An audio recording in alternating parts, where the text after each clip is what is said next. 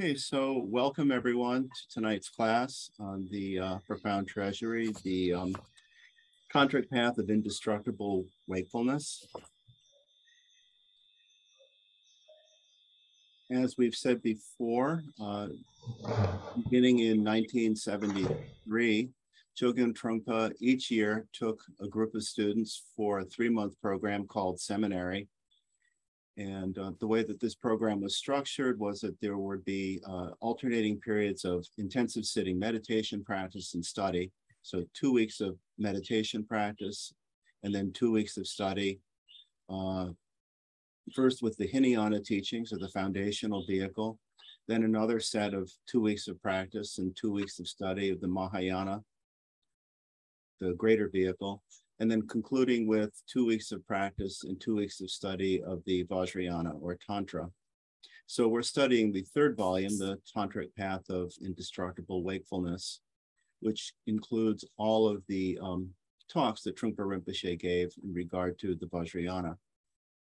And the particular chapter we're reading tonight is titled The Dawning of the Great Eastern Sun. But I just wanted to mention a couple of themes from last week, the introduction, that kind of will play out, I think, in what we have to talk about tonight.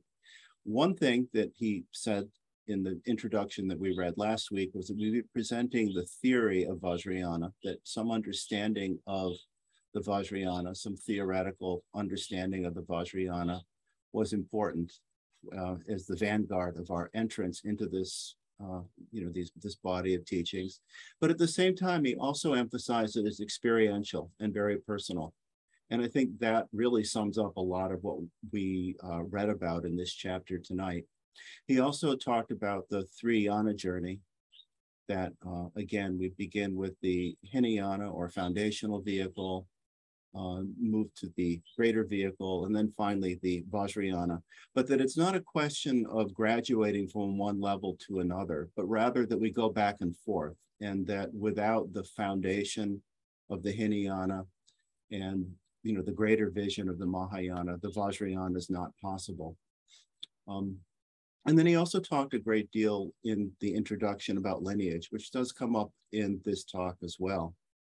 And I always have to say that in beginning this text, a bit of trepidation, because although we haven't seen it yet in this volume, very often when Trungpa Rinpoche talked about the Vajrayana, he made warnings to people that these teachings are quite powerful, and that without a proper understanding of the view and the practices, that things could go wrong. And most of what he talked about in this regard related to the danger of spiritual materialism, in which we either try to create and cling to some kind of experience or some kind of state of mind that we think we should have or could have, or that we idealize in some way, so that it's something fabricated rather than genuine, something better, somehow better than what actually is. Or having had some kind of experience or glimpse, that we cling to that experience, try to own it in some way, and end up using the teachings as a shield or weapon of some kind to ward off or impress or manage our world in a way that's less than genuine. So that when we make these teachings a possession of some kind, there's a danger of going astray. And this is why, another reason why the Hinayana and Mahayana foundations are so important, that we begin with, in the Hinayana, learning something about simply taming the mind, that, and this is primarily through the practice of meditation. And as he says many times, the practice of meditation, mindfulness, awareness, shamatha vipassana, really go through all the yanas, so that it's something that we're always working with.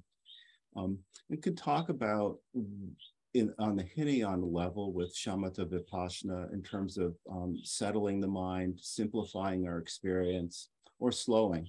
And if we think about it as just slowing, for instance, that's one thread we could follow. That the idea is that we slow down the speed by which we jump from one thought to another thought, from project to project, from hope to fear to hope to fear, and learn to take things one thing at a time, to simply be present without as much agitation, without as much struggle. And on another level, cutting the speed with which we're talking about cutting the speed with which we take thoughts to be real, pressing in some way. And we kind of know this at some times. We at least see that we think something's going to be terrible and it turns out to be fine.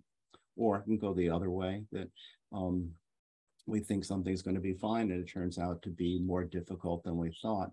So we kind of learn that what we think is not always how things are.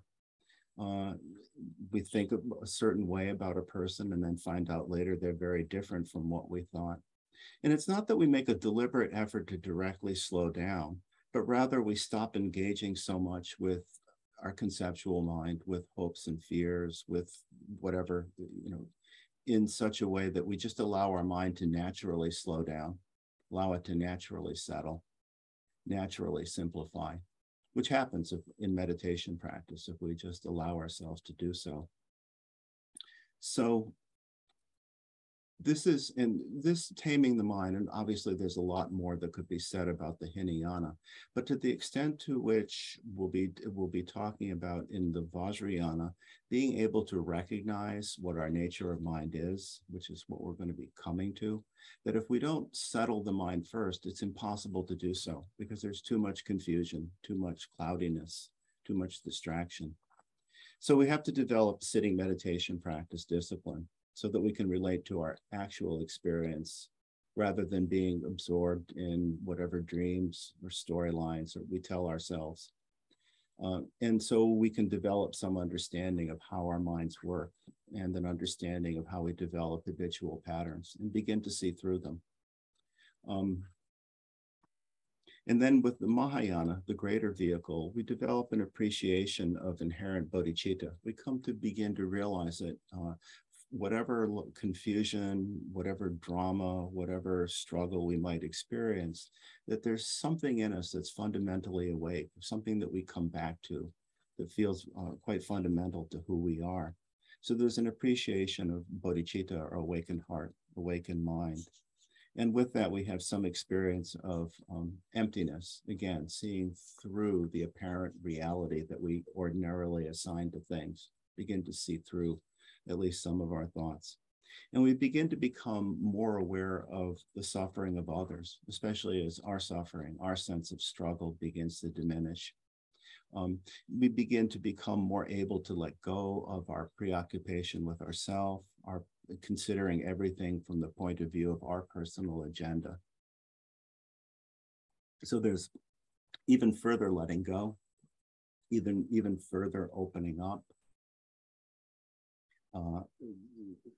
Even further, simply allowing ourselves and allowing others to simply be.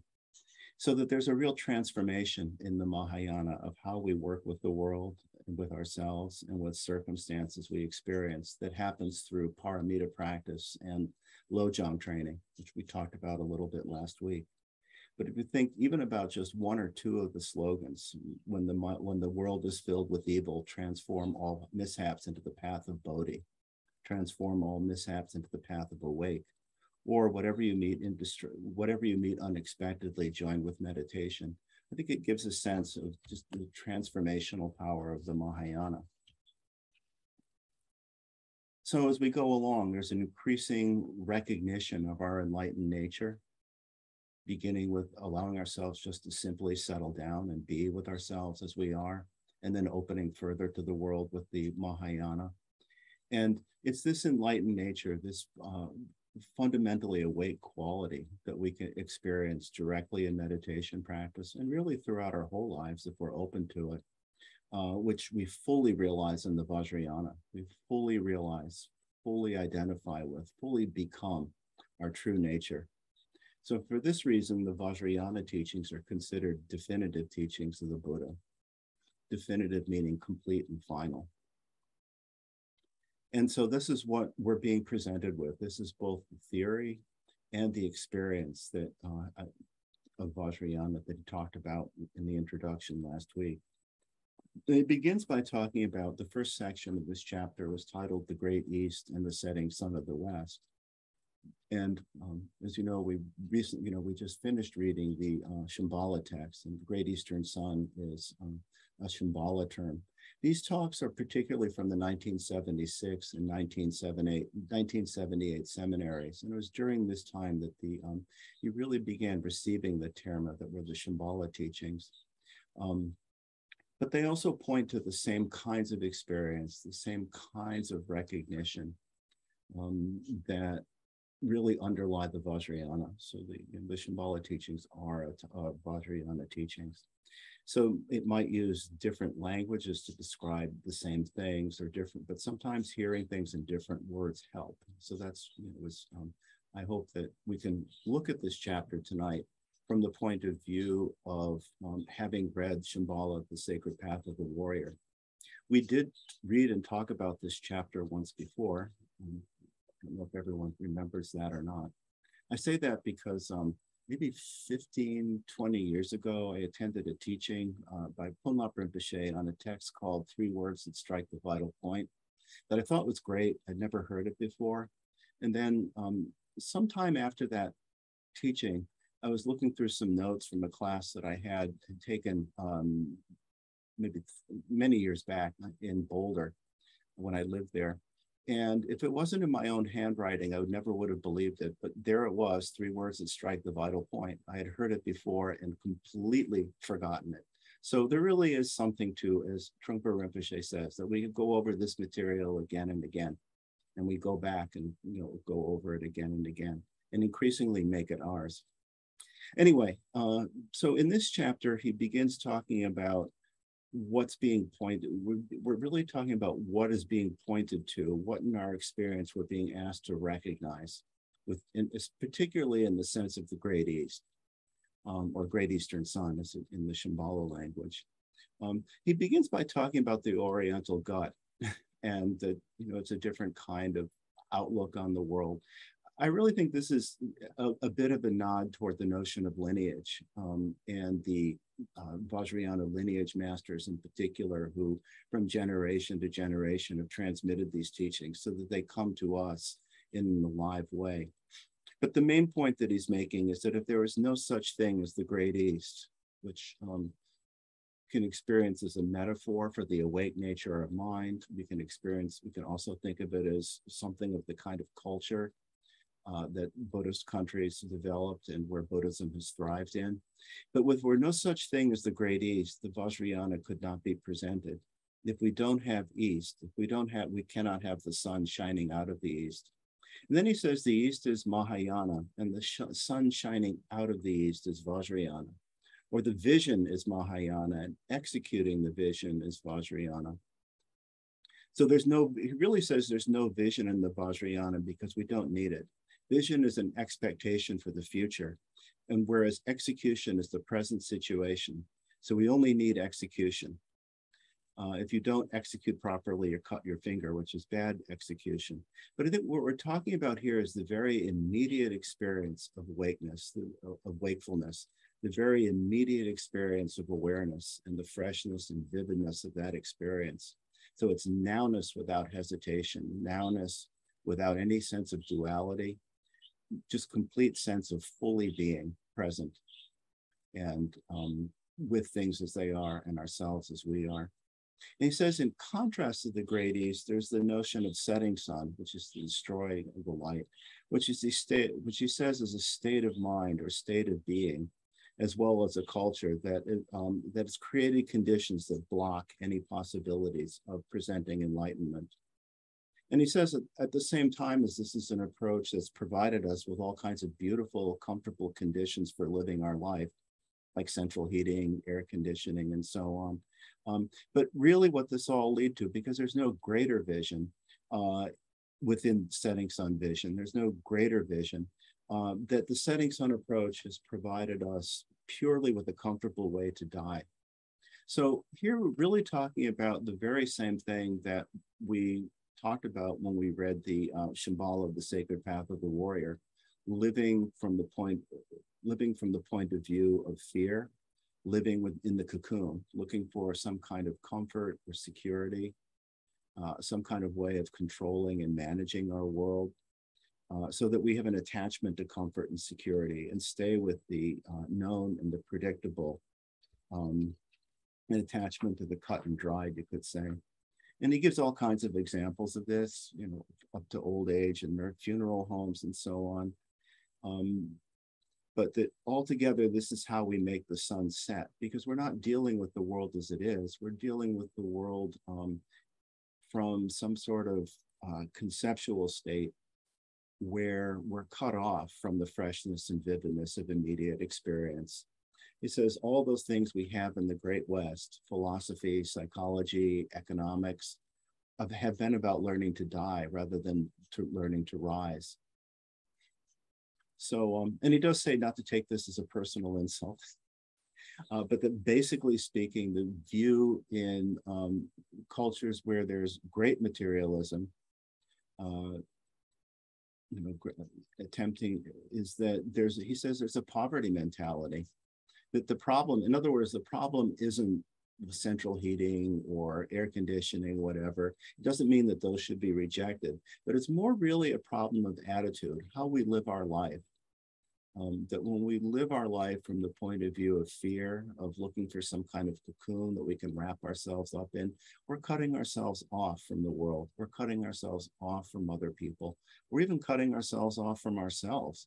So that this attitude of clinging, of comfort seeking, not that we do the opposite and just deliberately go out to make ourselves uncomfortable either, but it's a sense of attachment becomes a real problem. Just looking for some kind of permanence or comfort, security, and safety. He says that the one difference he says between people of the East and people of the West is that in the East, there's more activity based on responsibility rather than seeking pleasure and seeking comfort. So I think relates to, at least in some cultures, perhaps a greater awareness of interconnectedness of things rather than kind of a rugged individuality. That there's more awareness of interdependence between people and with the world and with the natural world as well. And that's another risk or another problematic area, you could say, of living in the cocoon, is that when we're cut off, things end up being out of balance. We end up being clumsy and awkward and if not outright destructive, because we're cut off from how things are. And we're cut off from any kind of awareness of the interconnectedness of things. But as he says, the idea of Great East isn't a question of Eastern versus Western people.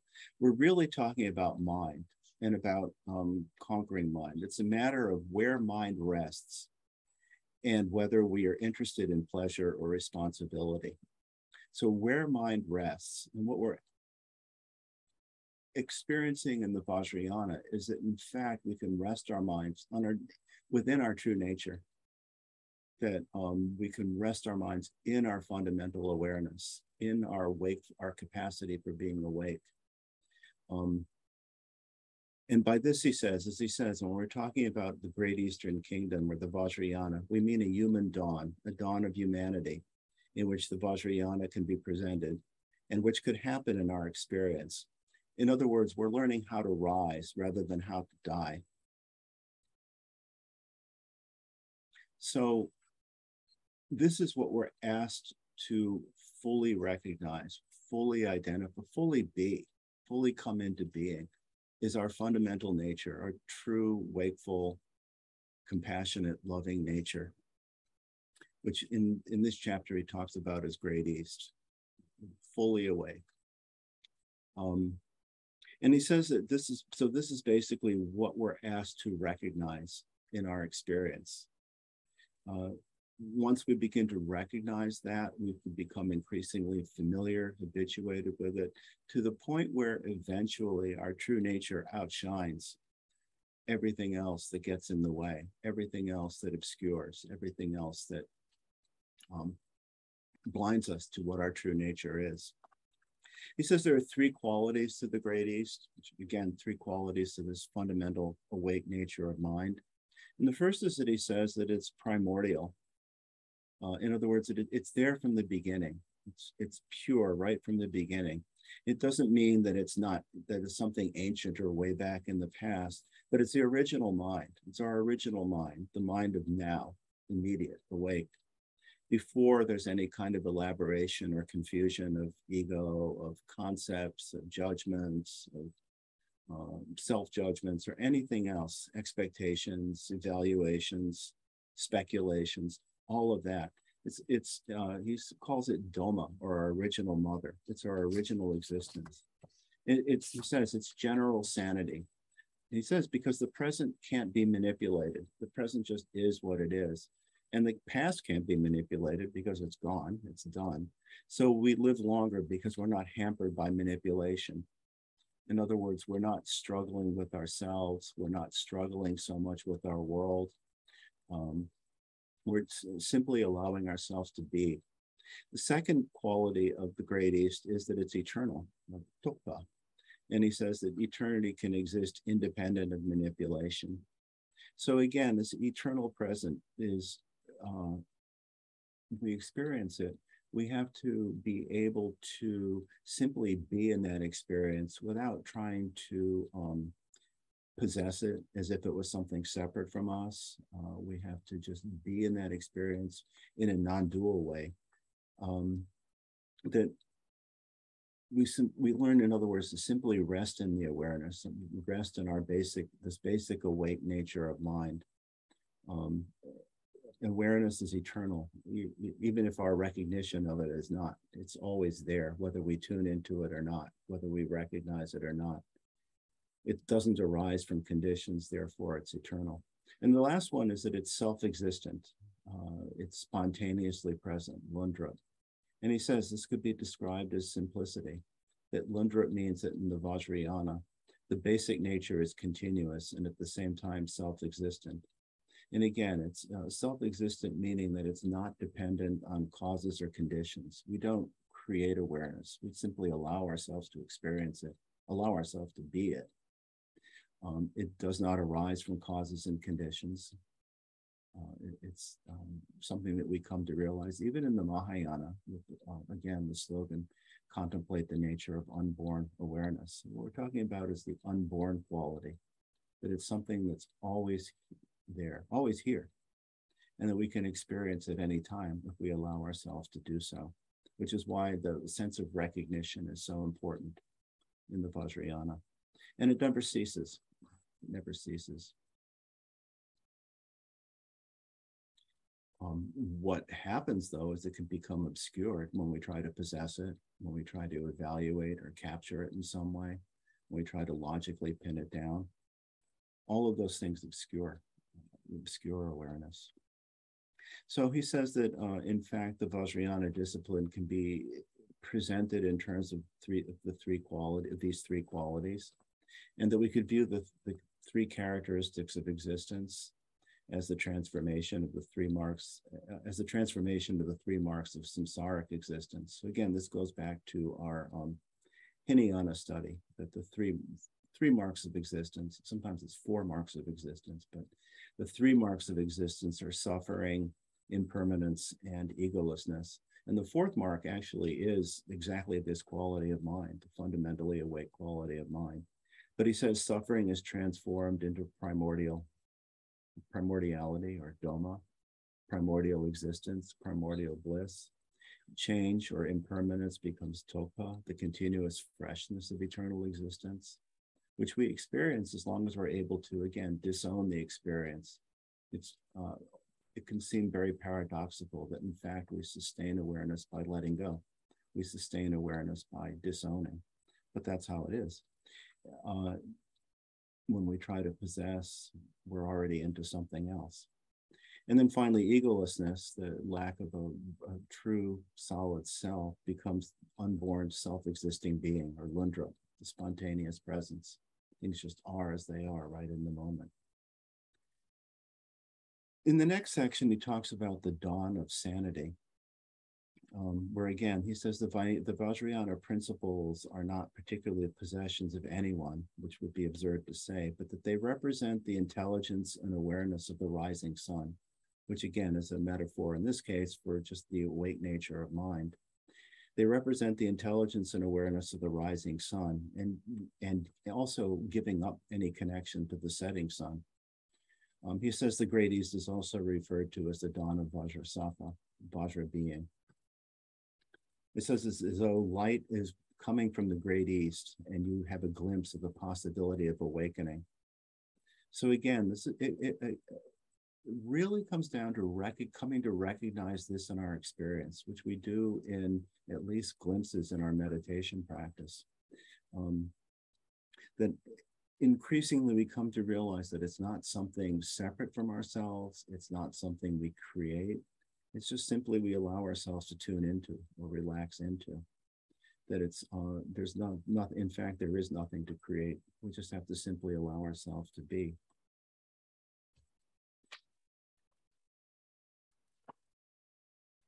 Then he goes on to say that the setting sun is related to theism, belief in some external notion of savior, something permanent external to us that we need to join in. And when we try to possess our awareness, in a sense, that's a form of theism as well. We're trying to solidify something and hold on to it. And the rising sun is non-theism. The rising sun is saner because it's giving birth, whereas the setting sun is dwelling on depression, he says. He also ties this to the experience of shunyata, or emptiness, the lack of substantial reality to things, and that nobody has a basis at all. And that's the issue with theism, that with theism, we take ourselves and something other as real and use those as reference points to kind of solidify something. So we're letting go of that. All kinds of storylines develop out of that. All kinds of confusions develop out of that, instead of simple being, which is what he means by just fundamental sanity. And that combination of simplicity and fullness is the ultimate culture. So we have complete appreciation of the uniqueness, clarity, and beauty of each moment in the Vajrayana. And he says some things about Buddhahood, which again, I think get at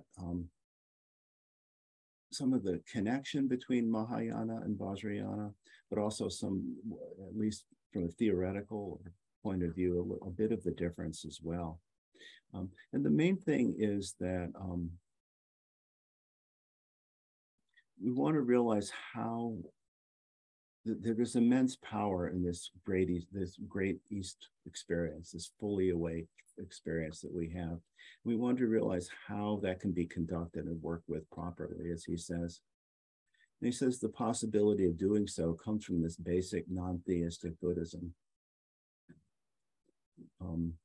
We begin to realize in the Mahayana, when we talk about Tathagata Garbha or Buddha nature, that's futile, in the sense that it's futile because at this point in the Vajrayana, our experience is no longer Garbha, which means essence or nature. That in the Vajrayana, it's no longer just Buddha nature that we have within you, but we have fully developed Buddhahood, completely and utterly.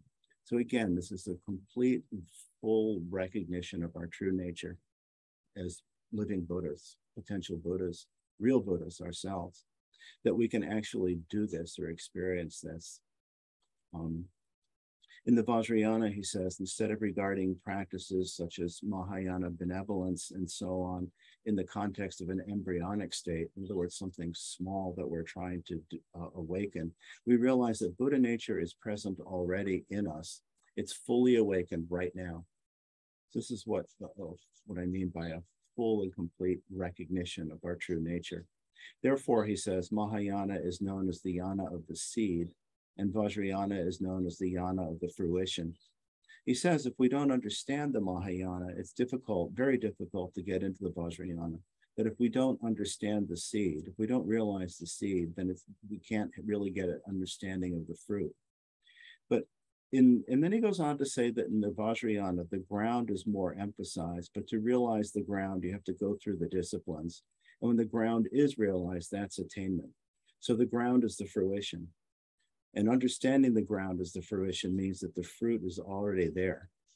So this is, again, another way of talking about that in the Vajrayana, we're talking about the complete recognition, the complete experience of awakened Buddha nature. a fully developed Buddhahood. And what is the ground? Our fundamentally awake nature. But that's just a name, not the experience. And this is, again, we talked about this when we studied the Shambhala, the sacred path of the warrior, that it begins with the discovery of basic goodness and ends with the complete development, complete recognition of basic goodness, cosmic mirror, the Drala principle. That's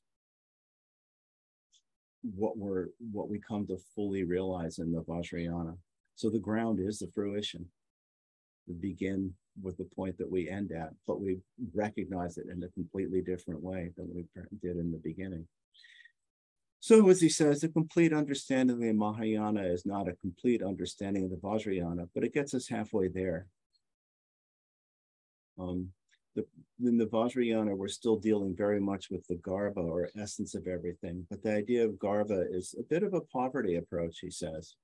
That in the Vajrayana, your poverty is your wealth, and neurosis is sanity. It's not simple to deduce, but it's true, he says. That it's more than just essence, that it's that our Great Eastern Sun vision, our fully awake true nature, our bodhicitta, whatever we want to call it, is much vaster and much greater than we imagine. So he says in the Mahayana, we're looking into ourselves, looking for the essence or seed. But in the Vajrayana, we're looking out because we already have the fruition. We're not looking for some essence. We're looking for the real thing. It's like he says, you already have a fully grown-up child in your womb. So there's one more section on creating enlightened society, but actually I thought maybe we could pause for a moment here for some discussion if people have anything they want to share or anything they want to talk about, and then we can, wrap up with discussing creating an enlightened society. But I think we already have plenty to chew on here.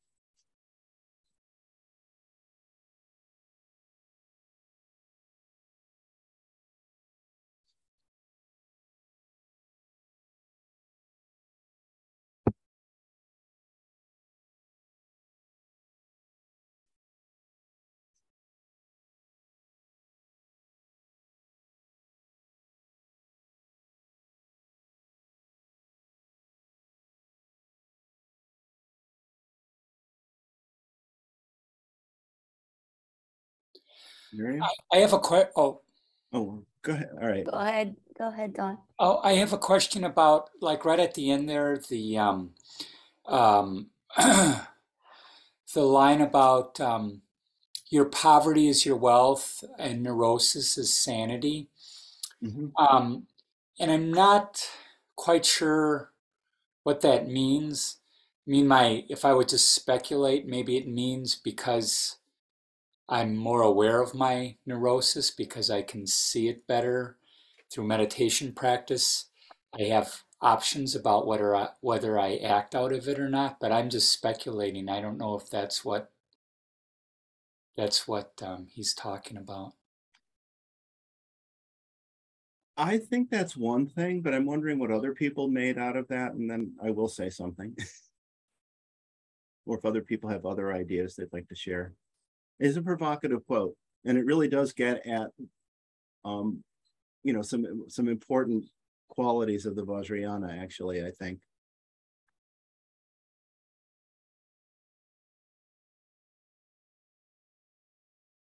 Or is it just one of the things that we scratch our heads over? Well, if I can say something, I thought that this was referring to the fact that our neuroses is what brings us here. It's our suffering that allows us to see, right? And so these are friends in a way. Mm-hmm. And being able to see through the neuroses or see them for what they are, I think is enlightenment in a way. Mm-hmm. Anyway, that's how I understood it. Mm-hmm. I actually think what both of you said is true. I think I mean, it's impossible to put any one of the three yanas into a single sentence, but one way that I've sometimes heard people describe the Vajrayana in a single sentence is that it's learning to see the wisdom or the sacredness of all experiences. And so the idea is that as we come to realize that the fundamental nature of mind is awake, then we come to appreciate the awake quality or the sane quality or the sane potentiality in every experience. So it doesn't mean that, you know, whatever that, you know, a neurotic experience, like a moment of intense aggression, for instance, you know, that we just act on that without thinking. You know, that's something that we've, you know, theoretically overcome with the Hinayana and the Vajrayana. But it is a matter of seeing the clarity right within that moment. I think this will become really clear when we study the Buddha families, which, you know, we'll come to later. But that if we learn to, if we develop the ability to see how the fundamental nature of mind is awake, then all expressions of mind have their awake quality as well. And so, again, it doesn't mean that we indulge in neurosis in any way, but we don't reject the experience either. That, you know, there's energy and clarity within everything that we experience if we're able to recognize it. So again, it comes back to the importance of recognition, you know, path of recognition here.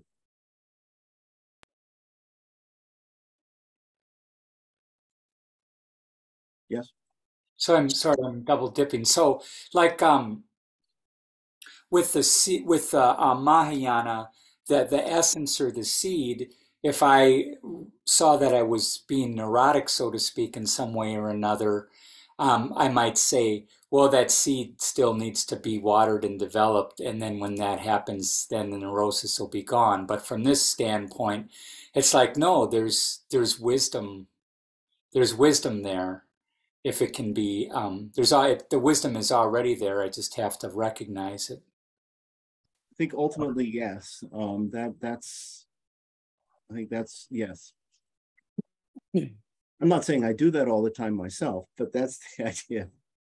But we have moments when we do. I mean, we, you know, in fact, we become very, you know, we might become very worked up about something, but that also, that intensity can bring some clarity.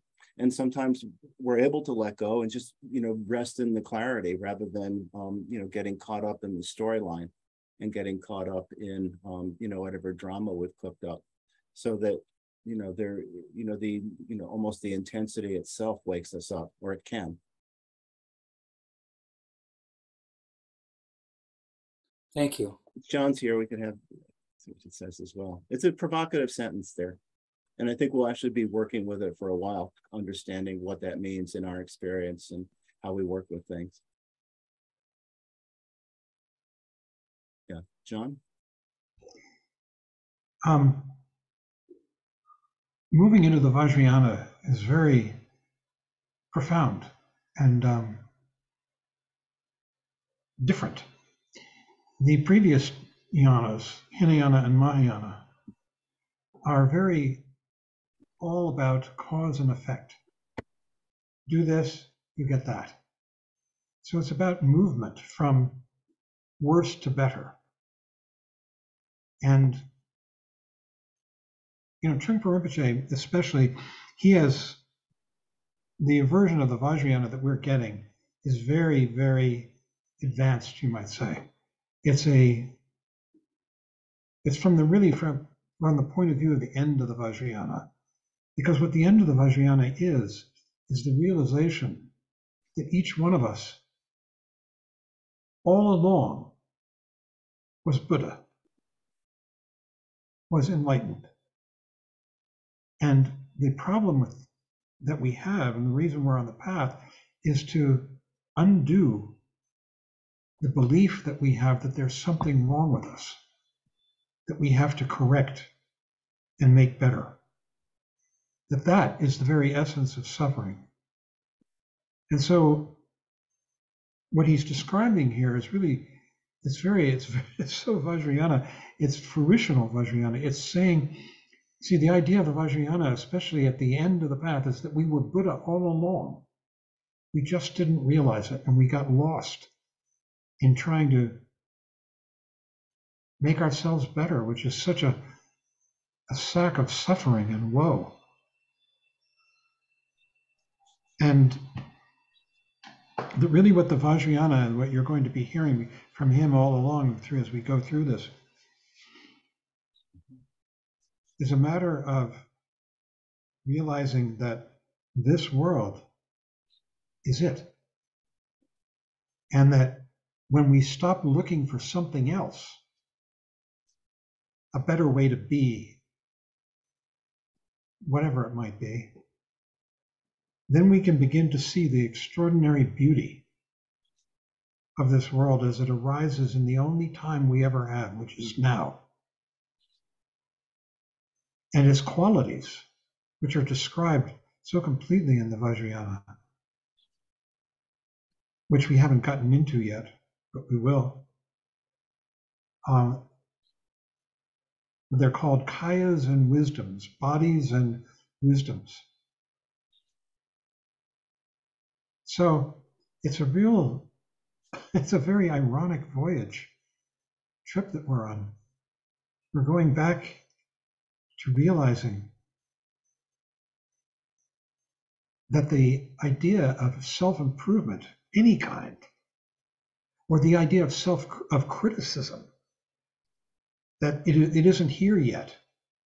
That is what some suffering is. That is what ignorance is. This path is very celebratory.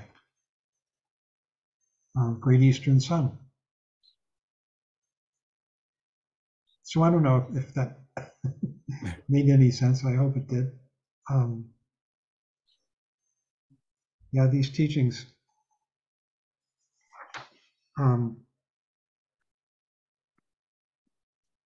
yeah. Isn't it an amazing idea that we all are Buddha? We just have gotten convinced that we're not.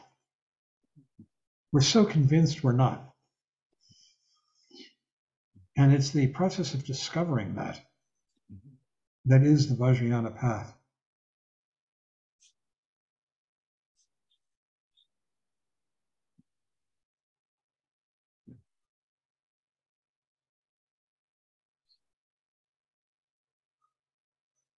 Sometimes it's referred to as the path of recognition.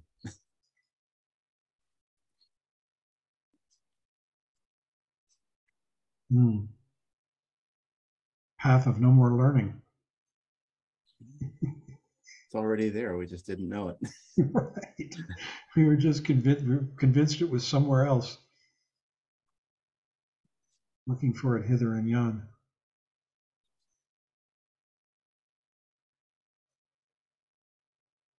Our habits of denying that are so powerful. And Suzuki Roshi, I've been thinking a lot about him in the Zen Mind, Beginner's Mind. You know, those of you who've read that book, wonderful book, he talks in the Soto Zen tradition, they talk a lot about big mind and little mind. And what we're trying to do is to inhabit big mind. See, big mind is the mind that's here all the time. It sees this computer screen, it hears this sound, you know, it feels your bottom in the chair. Little mind is thinking, do I really understand this? Is this good? Is this bad? What's for dinner? That's what little mind is. Little mind is thinking mind. And what the Vajrayana is all about is switching one's allegiance from little mind to big mind, where the world is arising all the time in the present moment. And it's a big switch, that switch of allegiance.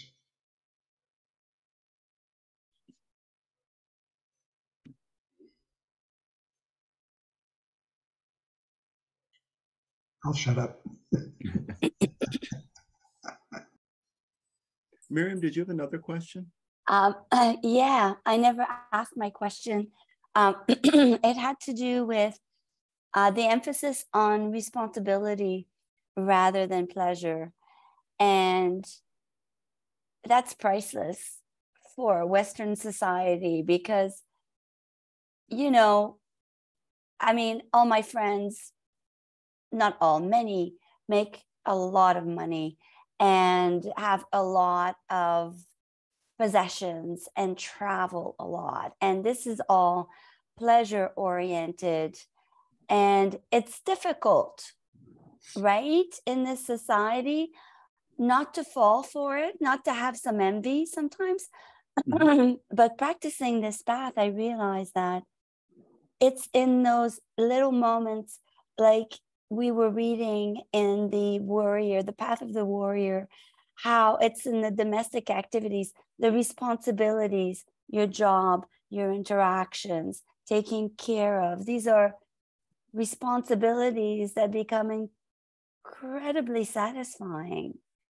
And it's that shift, which I think is part of the recognition of our Buddha nature. It's to me, so nice to hear it, because it makes me feel better about not, being part of the more material mentality, materialistic, I guess. Anyway, that's all I wanted to say. And I think it comes down to what he said, that it's an attitude of mind. It's how we relate to these things. It's not the things themselves that make them problematic. This was one of the teachings that Tilopa passed on to Naropa, that it's not appearances that bind us, it's our attachment to appearances that bind us. So it's how we relate to the world, and relate to things. That's what ties us up, or can free us.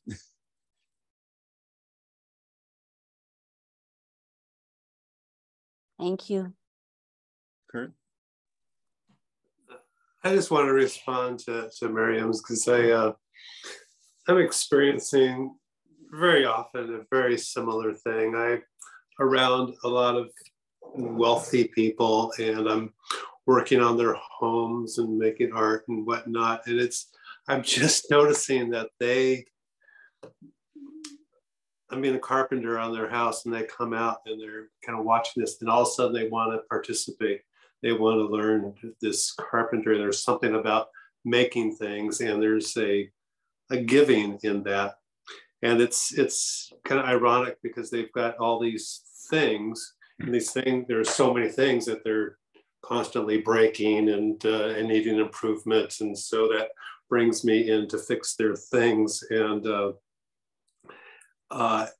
they see that happening. And there's something about,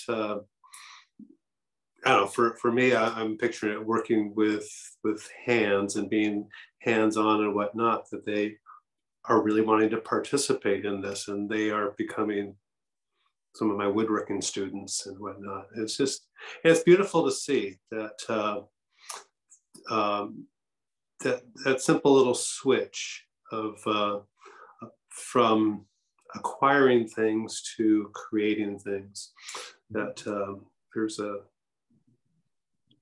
a beauty in that. And so I just wanted to add that to Miriam's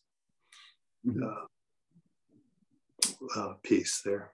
Thanks. Thank you.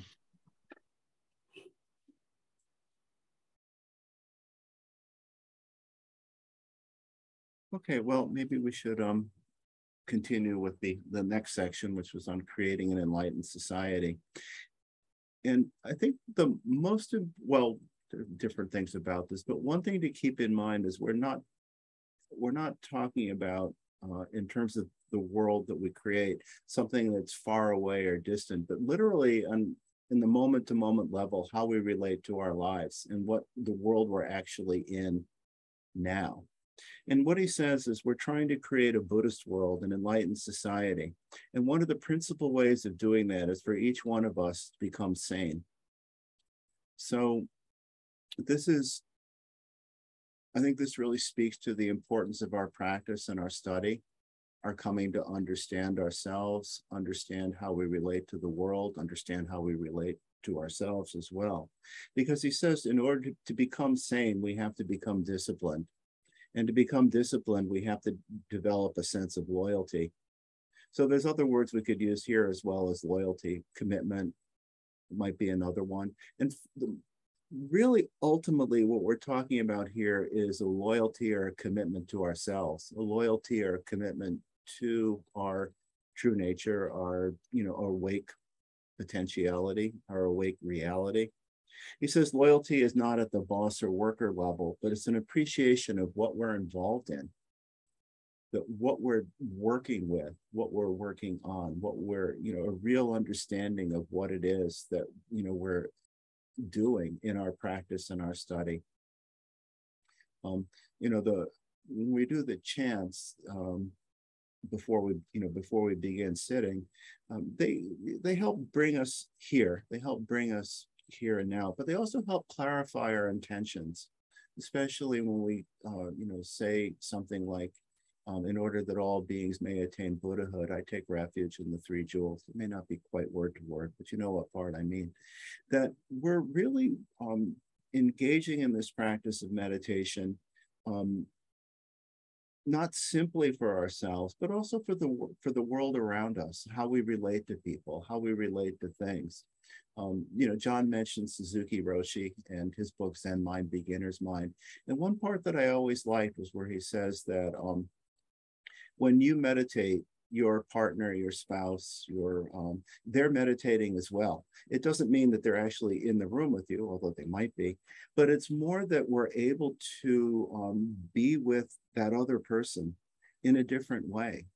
And that's what we're talking about here, is creating a Buddhist world, not in the sense of some kind of ideology, but in the sense of just simply being present and awake and loving and compassionate, you could say, or in the sense of simply being open to things as they actually are, rather than approaching everything again from our agenda, what we want, what we don't want, what we try to control and manipulate. So that this is what he means by an appreciation of what we're involved in. And he says that there are two types of loyalty. The setting sun version is based on fear, or hope and fear, really, you could say. That we might lose something that, we won't, our job, our status, or whatever. And then we might hope to go to the beach. And you always had that expression, going to the beach and lying in the dirt. But basically, or you might hope that our children go through the same process. But loyalty in terms of the Great East, loyalty in terms of the Vajrayana, he says is more fundamental, that it comes down to a question of what we are rather than what we're doing. And I think this gets to Miriam's point and what Kurt was saying as well in particular, what we are rather than what we're doing. He says, who are you? What are you? And from the point of view of the Vajrayana, we're fully awakened Buddhas, or at least we have this in us, whether we recognize it or not, whether we express that or not. And he says by testing our setting sun approach and the territoriality of ego, we have a chance to look at these situations and find out who and what we are. So this is really what it means to, again, this is what we're working with. This is what we're working on. He says the Buddhist path is extremely good. And he says that you can tell if a person's walking on the street as a practitioner from their walk and the way they hold their head and shoulders. And what he's talking about is just the simple sense of being present, mindful, awake, rather than in a dream, being robotic, being shut down. That, again, that we can be open, responsive, communicative, interactive, and that he says we could be cheerful, raise our head and shoulders and look straight ahead. And this is what it means to create an enlightened society. Again, it's not something out there or far away. It's in how we are right now and how we are in our lives. That he says we could be disciplined and compact at the Hinayana level. We could be disciplined, gentle, and loving at the Mahayana level. And at the Vajrayana level, you could just be there. which I think really speaks to, for all the complication in terms of how things might be presented, that fundamentally the Vajrayana path is really a path of simplicity, that we can just simply be as we are, and we can simply allow things to be as they are. And out of that, there's an aliveness, a vividness, an appreciation that we experience, that we have experienced, and that we do experience, because it's not something that we need to create. It's just something we need to recognize, something we need to allow, something we need to, that we come to develop increasing trust and confidence and familiarity with as we do our practice. And he says, once we've understood, once we've studied and practiced, we might actually have to do something. We might need to wake up the whole world from its sleep and create an enlightened society in accordance with the Great Eastern Vision.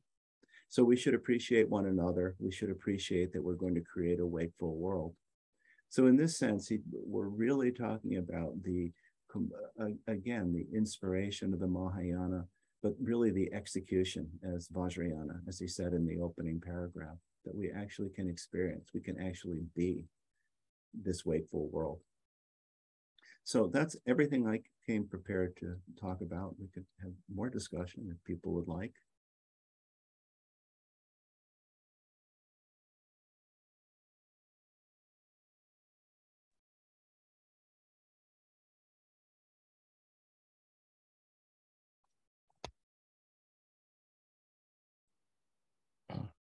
There we go.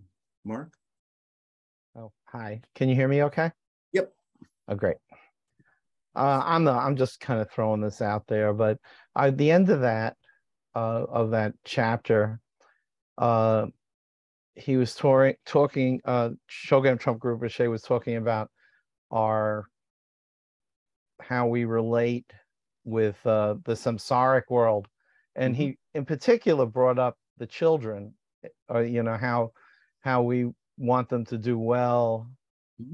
And we want them, I was talking earlier about his conversations about them being successful, how the children would eventually, get a good job and be able to be relatively successful, and might go to a beach to sit in the dirt, which I thought was kind of funny. I understand he was, he kind of thought it was ridiculous going into the, sitting on the beach.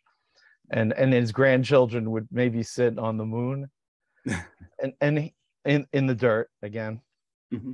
And it just, there is always that dichotomy, but there's also, at the same time, you want enlightenment. You want people to be happy and not so involved with the pettiness and the collecting. It could be great. You could travel all over the world, but you're still bringing the same mind around with you. If you never have an understanding of what's going on, is anything really that different? Unless you had some sort of transformation and understanding of that it's wonderful to travel, but at the same time to be able to see things in the moment. And I'm not saying it as like a thing of jealousy or anything. I just think both things have value. I don't know. I'm kind of a little all over the place, but it's there's a twist there that, especially when you're talking about your family, how you want them to be happy and successful, and there is a playing with the samsaric world, and that's kind of impossible to avoid, but at the same time there are better ways to be involved with it.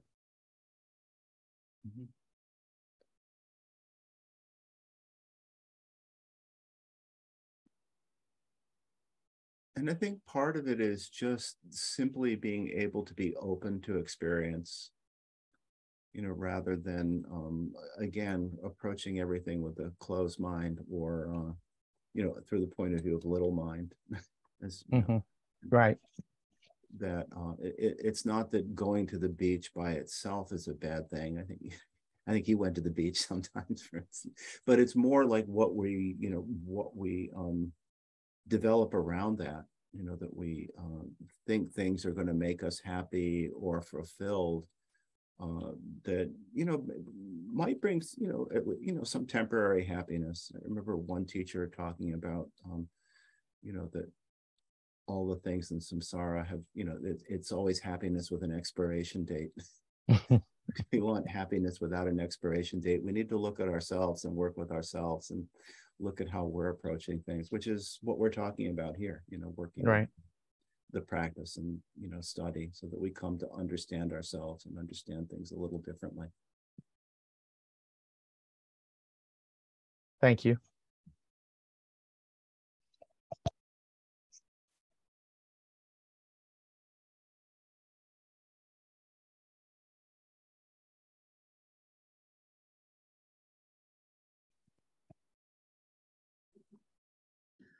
I just want to say quickly, that's a good point that Mark's bringing up. And that's one reason we try to form a motivation in the beginning of practice by saying, may all beings have the,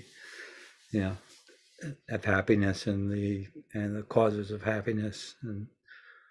And the motivation, the compassionate motivation we form in the beginning of practice is to, so all people can recognize their Buddha nature too.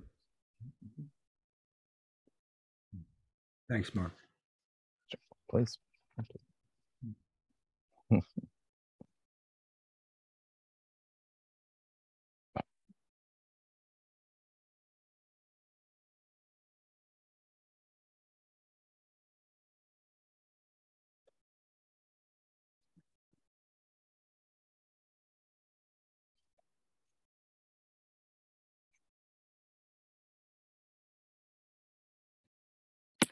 I wonder if I can just add, I'm just resonating so much with everything everybody's saying right now. And I just am in this place in life where my dad just passed and my parents have so many possessions.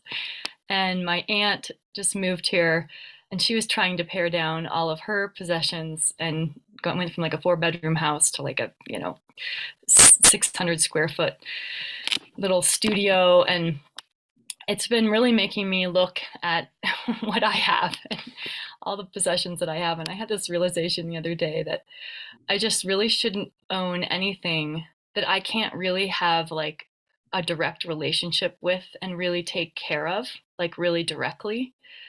And I was just noticing how many things I really cannot have that relationship with.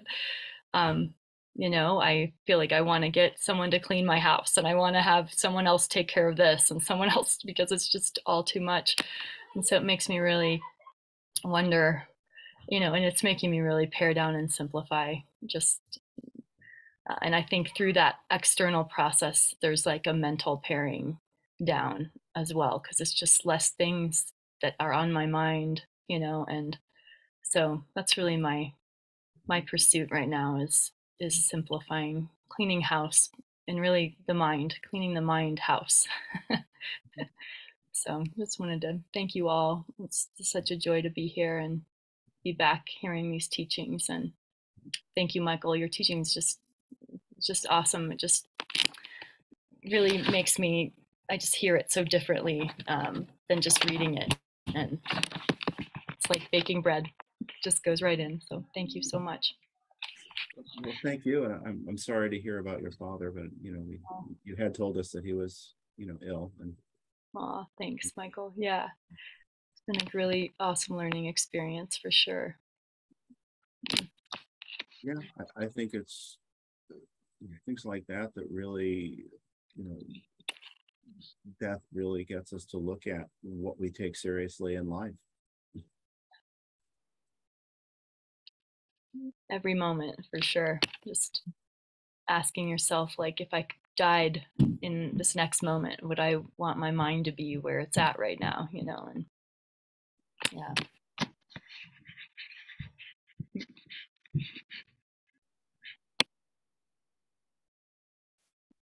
Thank you.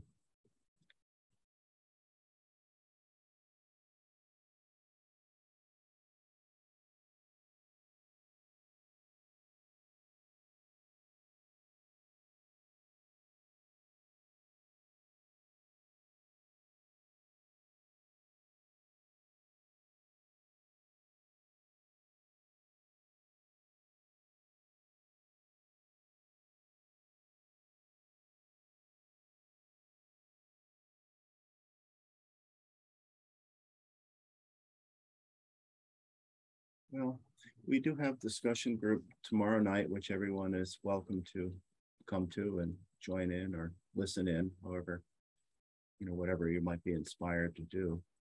And I guess we could, if there isn't, unless there's something else John, go ahead. Just make an announcement. We have some places left at the retreat, and we're opening it up to people who want to come for less than the full time. If you just want to come for a few days. So we wanted to put that out. Yes, and Ellen did put in the chat that on October 2nd, the coming Sunday, that right after evening meditation, Emily Holmes and her colleague Lauren Hartley will be talking about the Tibetan collections at the Columbia University Libraries, which I think will be really interesting. And finally, one more thing. There are a number of people who have asked about Bodhisattva refuge and Bodhisattva vows. If you are interested, could you send me an email? I'm just going to start putting together a list and talking to Michael and Barry about possibly giving vows. So if you're interested, let us know. Thank you. Don, can I ask you quickly? I wanted to do the Hinayana vows. That's the refuge vow. Oh, yeah. Okay. Okay. So you would be doing both, We'll or do one both. or the other? No, we'll do both, but you have to give if you're taking refuge, you have to wait a month or 2 or 3 or something before you take Bodhisattva vows at least. Also, we'll be having, if we do these vows, if there are enough people, we'll probably have some kind of class to discuss it. And there are some readings that you can do so that you know what you're vowing. Yes. So I sent you an email in June or July about that. I hope you still have it. Okay, I'll put you on the list. Thanks. Okay, great. Bye, Marianne. That's good.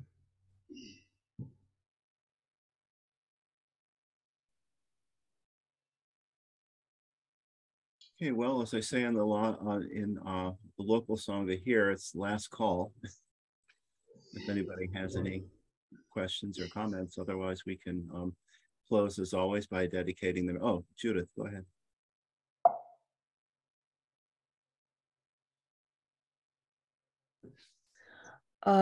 I am so grateful that we did this chapter again, because somehow I thought we were on chapter 2, which is absolutely incomprehensible to me.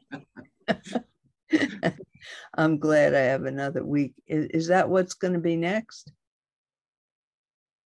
Yes? Most likely. Yeah, I think so. Okay. It's got the number 2 on it. Yeah, listen, everybody take that number 2 seriously, because you will want to read it at least twice. Oh boy, I can't imagine understanding it. So I'm looking forward to that. Thanks so much.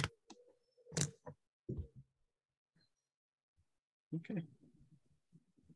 Well, with that, let me put up the chant, and we can close by dedicating the merit generated through our practice and study for the benefit of all sentient beings.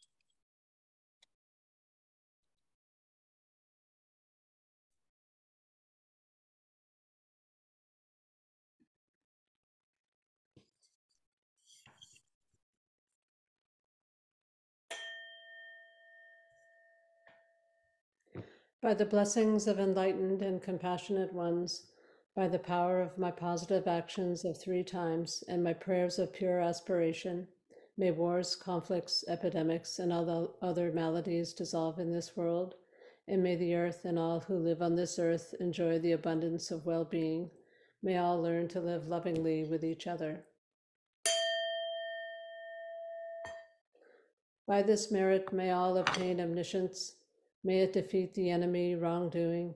From the stormy waves of birth, old age, sickness, and death, from the ocean of samsara, may I free all beings.